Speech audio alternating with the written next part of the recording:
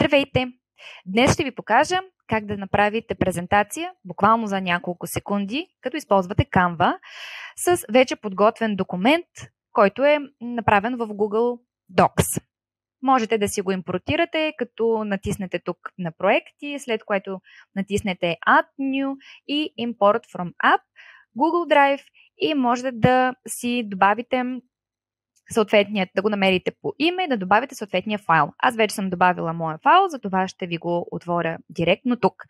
В предишната версия на Canva най-вероятно са направили някакъв апдейт и се появяваше тук директно едно бутонче, което казваше Create a Presentation. Сега е малко променено и заради това ето тук Magic Switch натискаме и натискаме Convert to Presentation. След което Welcome ни казва Canva и можем да се изберем съответно различните видове оформление, дизайн за презентацията.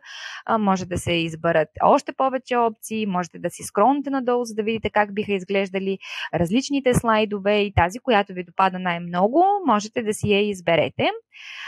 Аз ще избера тази, тъй като е доста минималистична и след което натискаме Create My Presentation или създаване на моята презентация.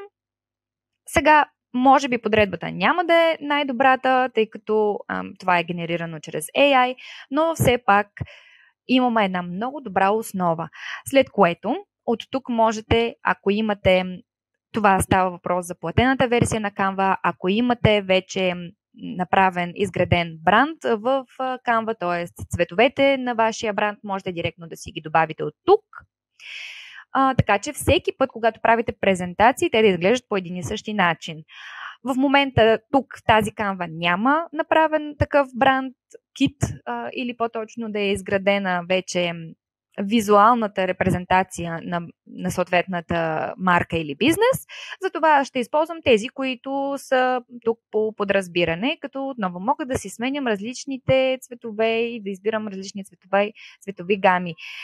На всеки един от слайдовете можете допълнително да си го промените така както на вас ви харесва, а ако искате да кажем, че сте си избрали този цвят и ви харесва този стил на цветова подредба, можете да го натиснете Apply to All Pages, т.е.